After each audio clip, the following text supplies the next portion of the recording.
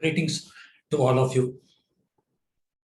Yesterday, based on the discussions in the 43rd GST Council meeting, certain amendments have been made with regard to the construction sector, about which a lot of discussions are happening in all the platforms. And there are a lot of confusion over that particular issue. I thought I will just share my views on that particular issue.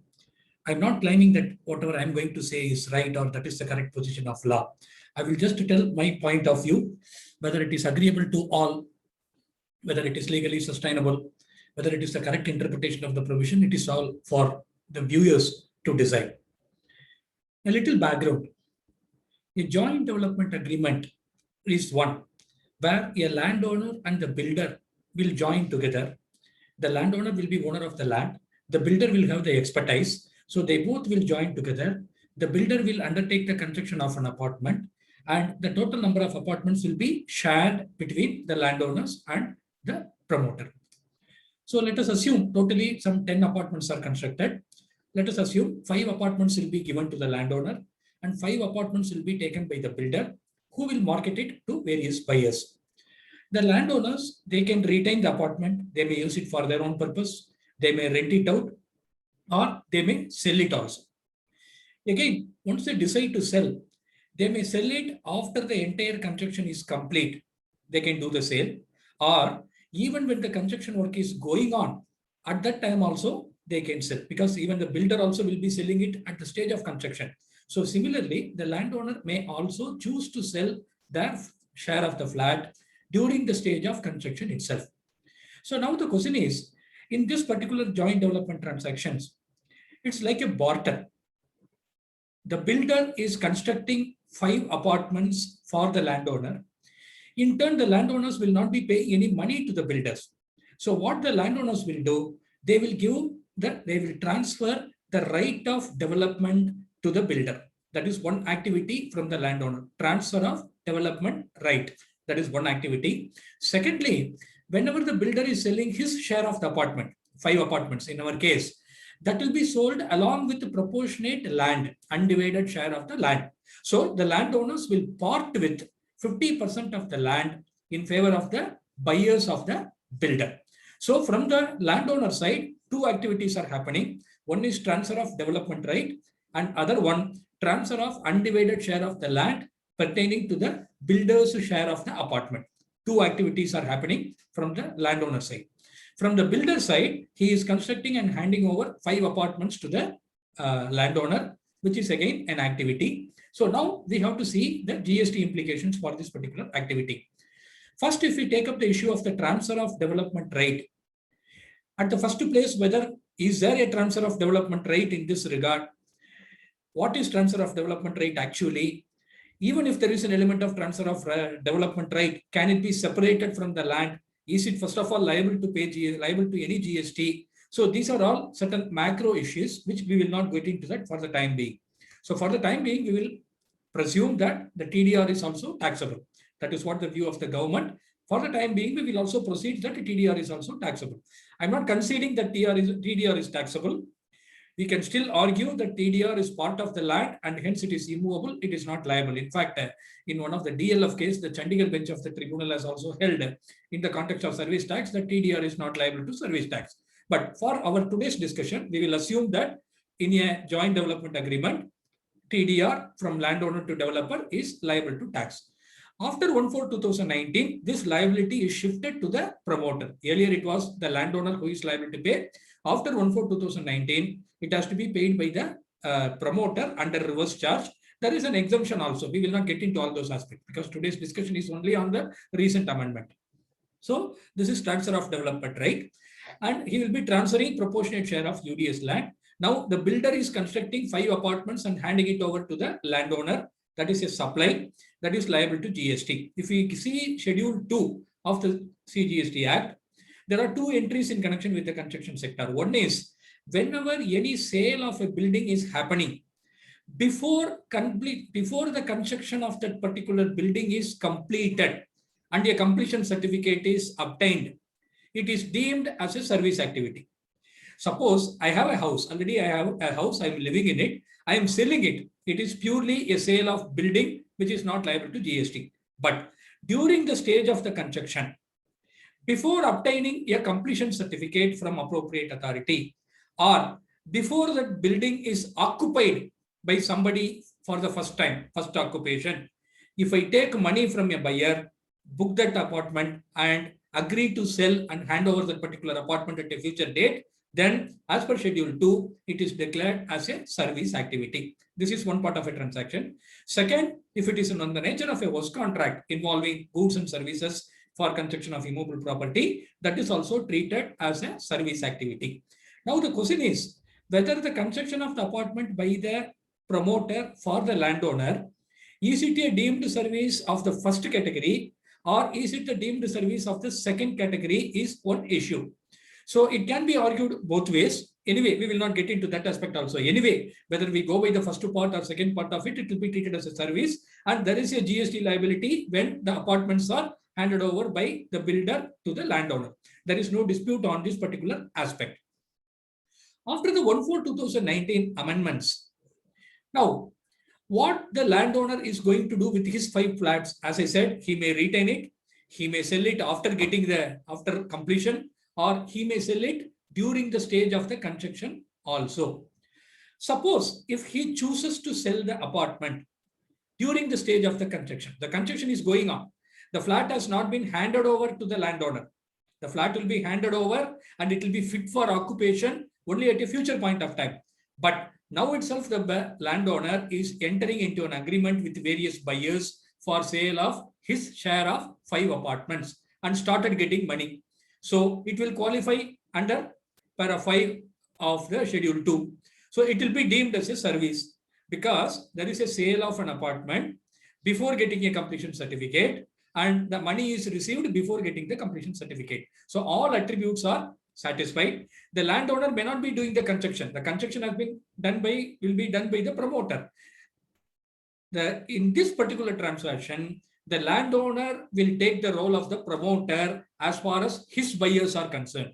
Even under RERA, the landowner is treated on par with the promoter in case of joint development agreements. So the landowner will become a promoter. The landowner promoter, he will get the apartments constructed from the promoter and provide service of construction of apartments to his buyers, which is declared as a service under para 5B. So he is liable to pay GST. So when he is liable to pay GST, as and when the time of supply arises, so as and when he receives money from the buyers, he will be liable to pay GST. So he becomes a promoter. The landowner becomes a promoter. We will call him as a landowner promoter. Again, I want to make it clear, if the landowner sells the flats after the flats are completed, then when he is selling it, the landowner promoter is not liable to pay any GST. We are talking about only a case where during the stage of construction itself, the landowner chooses to sell his share of the apartment. Now he is liable to pay GST as and when he collect the proceeds from the buyers. Now, the builder is liable to pay GST for the 5 apartments constructed for the landowner. And again, the builder is liable to pay GST under reverse charge mechanism for the transfer of development right made by the landowner to the builder. These two liabilities, what is the time of supply? Notification 6/2019 that has prescribed the time of supply for this particular transaction. It says the time of supply will be at the time when the completion certificate is issued. Completion certificate, or in some places it is called a occupancy certificate, is issued. If there is no requirement of getting a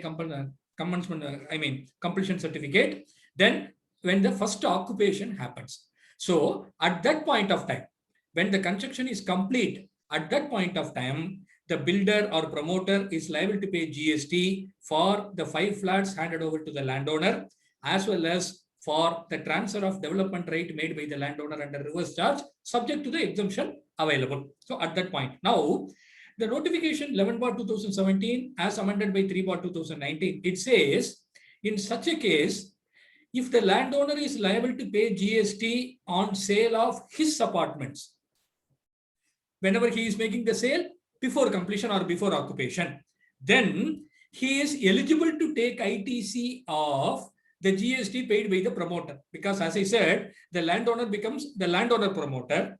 He gets services from the promoter, which is an input service for him. So he is eligible to take ITC as per this notification. And the notification also imposes a condition. If the landowner promoter takes ITC of the GST charged on him by the promoter, then the GST payable by the landowner promoter upon sale of apartments to his buyers should not be less than the credit taken. For example, for one apartment, the builder pays 1 lakh GST.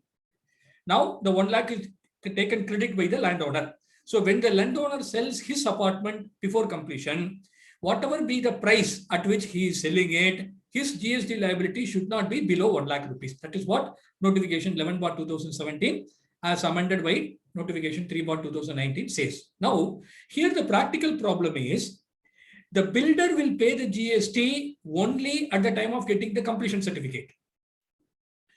The landowner, if he sells all his apartments after getting the completion certificate, then he is not going to pay any GST. He is not going to collect any GST from his buyers. So he will not be eligible to take any ITC also. But if the landowner has sold any of these under construction apartments before getting the completion certificate or before first occupation, then he will be liable to pay GST as and when he get money from his buyers.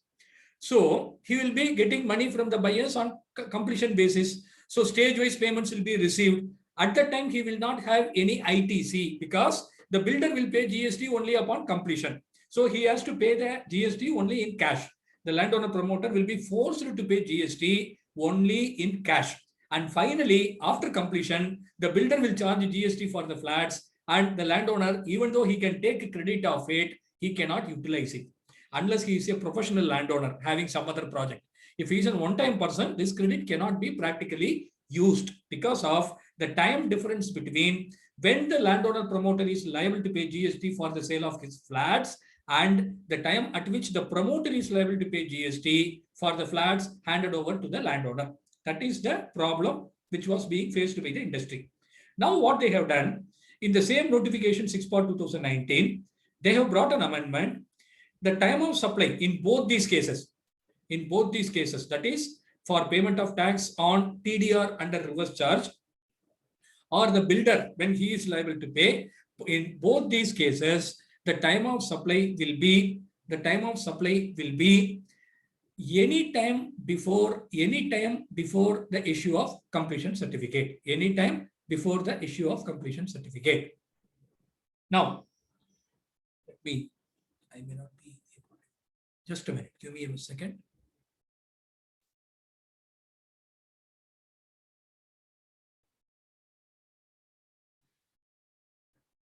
Now, as to this amendment, what can be done?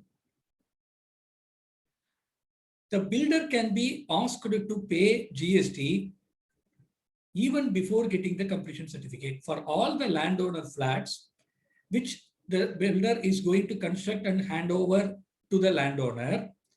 The builder can be asked to pay GST. Whether he will agree or not, that's a different issue. But anyway, once the landowner is willing to pay that, there should not be any problem for the promoter to pay the tax. So the promoter need not wait up to getting completion certificate for the landowner share of the flat. For the landowner share of the flat, whenever the landowner asks the builder, you please charge the 5% GST and give me the ITC, and the builder is enabled to pay the GST. So for both the liabilities, that is the TDR liability as well as the liability to pay GST in respect of the apartments constructed for the landowner, the time of supply is not the date of issue of completion certificate. At any time before completion certificate of first occupation, the tax liability can be discharged by the promoter. So once the promoter pays that GST, immediately the landowner can claim ITC. Then whatever is the GST liability of the landowner promoter upon sale of his apartments, he can utilize that particular GST. So this is what that has been done by virtue of this recent notification, as I have understood. There are certain doubts in how can a landowner be asked to pay GST for the sale of his flat. Already the flat has been given or handed over or transferred by the promoter to the landowner. So my answer to that would be, what is contemplated under para 5B of schedule 2 is either the completion certificate or first occupation. First occupation means it is equivalent to completion. So completion certificate requirement may not be there in many areas, but practically the construction should have been completed and somebody should have occupied at least any one of the apartment in the particular complex. So if any sale is happening after physical handing over of the apartments by the promoter to the landowner, the flats are complete, it is handed over to the landowner. So first occupation happens, even though physically the landowner may not be moving in, but still it is completed and it is fit for occupation. And subsequently, if the landowner promoter sells that, there is no GST liability. The problem will arise only when the landowner chooses to sell his share of the apartment during the stage of construction. That is before completion of construction or before first occupation. That's the first point. Second, there is no sale of apartment by the promoter to the landowner. The land is already owned by the landowner. What the promoter is doing for the landowner is only putting the material and labor and giving the construction. So more ideally, it will be a works contract. It may not be covered under 5B. The transaction between the promoter and landowner is in the nature of a works contract. So the landowner is the owner of the land. He is getting 5 apartments constructed for him. And that 5 apartment may either be retained by the landowner, sold in market, either before completion or after completion. So the promoter becomes a contractor for the landowner. So he is a service provider, input service provider for the landowner promoter. If the landowner is going to retain all 5 apartments, there is no GST liability in the hands of landowner promoter. If the landowner promoter is going to sell these 5 apartments after completion or after the first occupation, then there is no GST liability in the hands of the landowner promoter.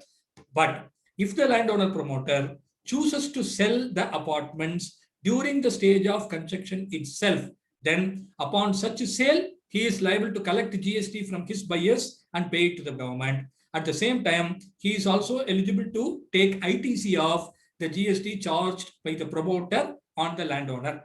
In order to match the time difference between these two, now an option has been given to the promoter to pay the GST for the landowner flats in advance, anytime before, at any time up to the issue of completion certificate, so that the landowner will be in a position to take ITC immediately, and then he will be able to collect GST from his buyers and pay the same by utilizing the ITC. So these are my views. So I request all of you to share your thoughts about this particular view. Thank you for listening.